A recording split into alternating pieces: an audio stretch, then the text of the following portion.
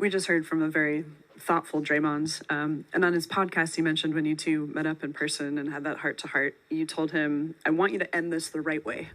What does that look like for Draymond? What did you mean by that, end this the right way? I think, we're in a position, obviously, where we're getting older, trying to defend, everything that we've done over the last decade. Let's do it the right way. Let's do it with dignity. Let's do it with competitive desire. Let's do it joyfully. What this team has been built on is and I think what attracts a lot of our fans. It's not just the style, but it's the joy that the players feel, but the competitive desire that sort of complements that. And it's been a wonderful combination. And but there's been, I think, a sense of dignity about the team as well. And obviously, there's been some bumps in the road, but these guys have, over a decade, have seen it all and done everything. And nothing lasts forever, but let's keep going as long as we can, but handle ourselves the best way we can. That's what that meant. Steve, you've had conversations with Draymond a lot this season, just about his conduct and just about his suspensions. How are you approaching him coming back? Are you taking a wait and see approach on how he is going to be? Do you think that this is going to be different? How are you approaching this as you bring him back into the fold? I'm just open-minded. He just came back to practice. So, this next week will be a time where he's integrating himself back into the group. It's so different from an injury. He was literally away from the group for 3 weeks. That's a long period of time during the season to be gone. So there needs to be this period where he's practicing and communicating with the guys. And, once he's ready to play, we'll figure out what we're going to do. But he's been here for 12 years. He's been here longer than I have. So, he's still obviously a huge part of this thing and a huge part of our leadership. And he's going to reassume, that mantle. But he needs the awareness that comes with what he's just gone through and what he's just put the team through as well. And so those are all part of the discussions and part of the reintegration process. Hi, Coach. Draymond just mentioned that, on one of your first film sessions together, you had said welcome back, and BP had started a round of applause, essentially, and Draymond was like, I don't necessarily feel like I've deserved that, but I'll take it. That concept of reintegrating yourself from a voice perspective is very different than the ramp up from a physical perspective. Right. How, in your experience, have you seen when a player comes back from a suspension, whether it's Draymond or anyone in your career, comes back from a suspension where there's this concept of potentially losing respect in the locker room or having any concern about, keeping the morale of the team up with this person coming back? How have you seen players do this well, and how have you encouraged Draymond to do the same? Yeah, it's a great question. And I know that Draymond just spoke with you for half an hour, and I don't know what he told you. I know he had his podcast, so I know he's talked a lot about, his feelings. I think he shared with you my conversation with him about no more buts. Did he? Yeah, he shared that with you. He said that on his podcast. He said Hazel had actually said the same thing to him too. Yeah. And I just think there has to be a sense that there can't be an explanation that follows the apology, and it's not an apology.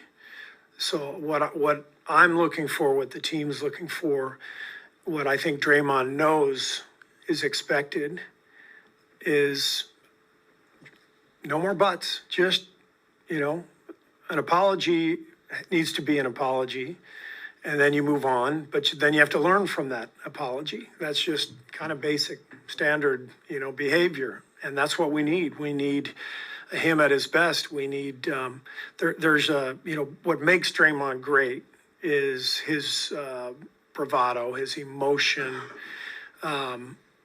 What makes Steph great is his confidence mixed with his humility.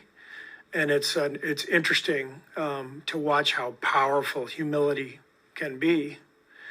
And I saw it with Tim Duncan all the time. And I think everybody's different, so I don't expect Draymond to all of a sudden behave like Steph Curry or Tim Duncan. I want him to behave like himself, but there needs to be some humility in the wake of everything that's happened that goes along with that bravado. We still need the bravado, we still need the emotion, but we need the humility that comes when you know you're wrong, when you've made serious mistakes, when you've put your team at peril, when you've potentially harmed other people, opponents, teammates. That balance is the key to all of this. And Draymond knows that. He and I have had that discussion. He's been away for a while. He's had a lot of time to reflect. I think that's what we're all looking for. One of the things he mentioned within all this is a point of emphasis for him is to not cross the line with officials. And, that's not something he will get suspended for. A T is a T within a game. But how much of that, are you watching that aspect as he comes back, the small stuff, the in-game stuff, for him to try to cut out? It's a big part of it, and we've talked about it. It's, can he walk that line? Can he still play with fire and energy, but leave the officials alone? That's the challenge. It's going to be a big challenge, but we're going to ask him to do that. And we need that so that we can focus on the game. His teammates need that so that we can focus on all of the little details that are eluding us right now, that are keeping us from being a consistent team. So that's what we're asking of him. Obviously, bigger issues at stake, but there is a countdown towards February 8th, less than a month. Whenever he's back, presumably, it's not too long from now. Do you feel like there's going to be enough time to assess what this team is like with him out there, what this team needs, what this team might have to do? Is that enough time to assess everything? Yeah. We've had plenty of time to assess the team this year and the last couple of years. I think I don't think that's going to be an issue. Steve, how do you assess the pace your team is playing at? Last year, you guys were first in league in pace. This year, you're middle of the pack, sub 100 possessions per game. Do you like the tempo of your offense right now? We didn't want to be the fastest team in the league after how we played last year, because of our turnovers. The combination last year of the turnovers and bad shots in transition led to us being at the bottom of the league in points per possession in transition, 28th. That's a bad combination. If you're going to run every time and not score efficiently, that's not going to lead to many wins. So we wanted to come in this year, slow the pace down a little bit. We still want to push every time we have an advantage and throw the ball ahead.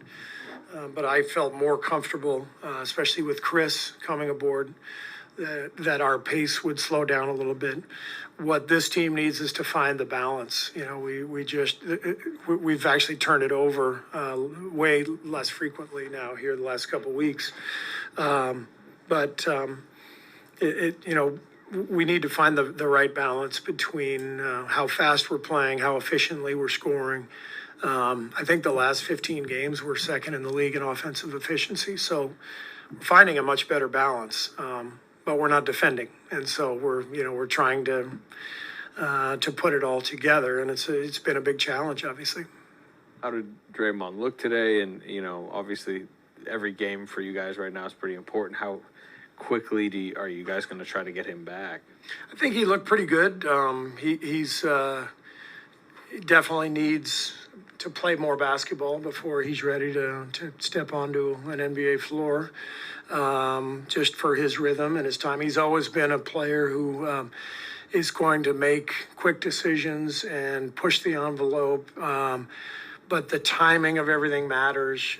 His skill in terms of his, handling the ball because he's pushing in transition, all that stuff really matters. And so he needs to find some rhythm here over the next week or two, and we'll see where it all goes. I know part of when he was out, it was kind of like out of sight, out of mind. Don't worry about it rotationally. But now that he's back and his return is close, how do you start to look at the dominoes that are going to go, starting lineup, all that?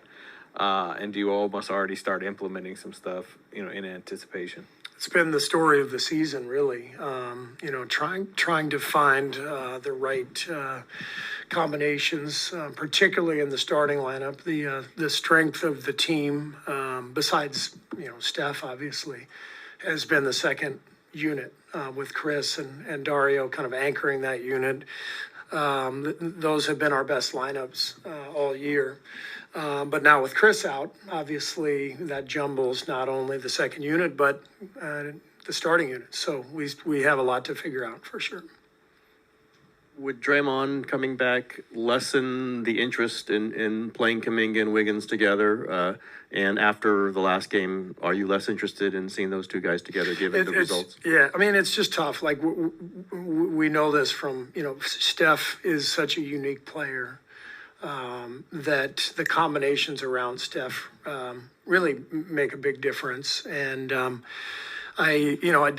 we've been trying a lot of different things this year. But I've said the last week we'd like to try that more. And it really didn't go well, clearly, the other night. So it's tough when you're where we are in 11th place in the West, I think.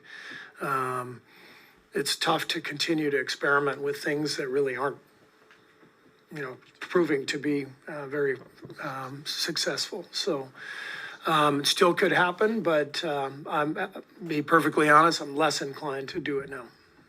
Steve, you talked about defending everything you guys have built over the last 10 years and nothing lasts forever. And Draymond on his podcast mentioned the thought of retirement. Did that come up in your conversation? And can you run us through like what that's like as these players kind of talk about the end? Obviously, you're still playing, but Clay had mentioned something. You had a conversation recently. So just kind of that mindset that those guys are in, especially the big three. Yeah, I mean, without really talking about my own conversation with Draymond, I just think that my own experience as a player, when you get older and you start thinking about what's next, it's a very unique situation to professional sports where you're 33 years old and you're trying to figure out what you're going to do for the rest of your life.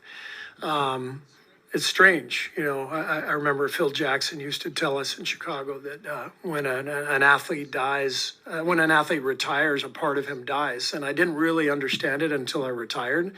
And then I felt it. It's like part of your identity, part of your everyday ritual, routine. It just disappears, and it feels so bizarre. And I think as you get older and you're down to your last couple of years, you start to recognize this is coming, and it's a little intimidating. And that puts a lot of interesting thoughts in your head. How am I going to handle this? What am I going to do? Some guys transition pretty well. Some guys struggle with it, but everybody thinks about it. And every other or most other careers, you're not thinking about this until 62. In the NBA, you're thinking about it at 32 and or even younger. And so it's not easy for these guys to go through it. On the topic of defense that you mentioned before, there's a mix of, defense is heart and hustle and just how much you want it. Also schemes, zones versus man at certain times, certain people having certain matchups. I'm curious, at the NBA level, these are professionals. They're the best of the best in the world. How much as a coach can you really improve upon defense, versus just telling someone want it more than the other person on the other side of the ball? In a practice, what goes into trying to improve defense? Yeah. No, it's a good point. I think, what we talk about is there's urgency and there's awareness. And you better have one. If you don't have either, you're in huge trouble. We didn't have either the other night. There was no urgency and no awareness for the first 6 minutes of the game, and it was embarrassing. They had the cross match with Scotty Barnes. He's running ahead of the play, and he's got Steph. After the first time, it's like, okay, we got to adapt. And yet, at that point, everybody should be sprinting back, bump him out of there. But 5 more possessions where they just throw it over the top. And so there was no urgency and no awareness. And that led to the performance where for the first time that in 10 years, we got booed off the floor. We deserved it. So there has to be urgency, number one. Forget the scheme. Scheme doesn't matter. If you have urgency, then you can at least be competitive. The awareness is part of it too. That's different players have a different level of awareness. But what you want is urgency and awareness, and then the scheme will impact things from there. Steve, we've seen a couple of rough nights from Steph, and he's had a few more of those than he's probably used to. What do you think it is? Do you think it's fatigue? How the defense is guarding him, or what do you think is going on? I think it's a combination of the above. I think there's a little fatigue. It's a long season. Usually, every year he has a couple, spells where, he's not on his game, and that's just natural for any player. But I think we've thrown a ton on his shoulders. The burden that Steph Curry has on him for this franchise is unfair. The Draymond suspension. Draymond is the vocal leader of the team, obviously, right? He and Steph have kind of been, co-captaining the leadership with our group for a decade. So without Draymond here, that adds a lot more to Steph's plate. We're trying to integrate, a lot of young players. Steph has a very unique style. It's the play after the play that matters with Steph. And we've put him in some combinations where the play after the play isn't happening, and that's frustrating for him. He's not James Harden or Luka. We're not going to just run high pick and roll and spread the floor, and he's going to dribble 700 times. That's not his game. So he has to thrive off the ball just as well as he does on the ball. And frankly, we've had some combinations out there that don't recognize that as well as certain combinations. So when you mix in that and some of the other guys struggling, whatever, and occasional turmoil, that's a lot. That's a lot. And this guy has carried our torch for over a decade, and everything we've built is really based on him. And so we're putting too much on his plate right now.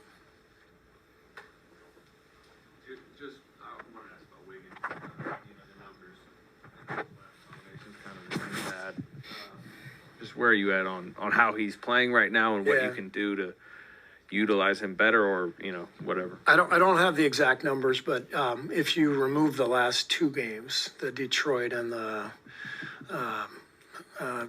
who do we play? Detroit and Toronto. You remove those. If you look over the past maybe 15 games or so, Wiggs' numbers are good. He's shooting over 40% during that block. He's looked better to me. He's looked more active. He's definitely practiced better.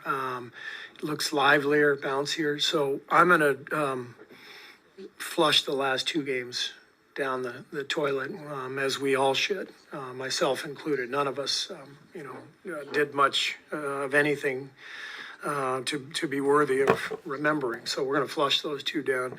And I think Wiggs has been on the upswing. And I think the numbers would back me up. If I had a PR guy who could actually come up with that stuff, it would be helpful. But, it's been a rough go for everybody the last couple of weeks. Brett around? Brett's not here. Anyway, I think Wiggs has actually been a lot better. I think the numbers would show that. I believe in him. I think with Draymond, coming back soon, I think everything's right there for us to find our game and to find some momentum and find our team again. But right now we've gone astray for sure.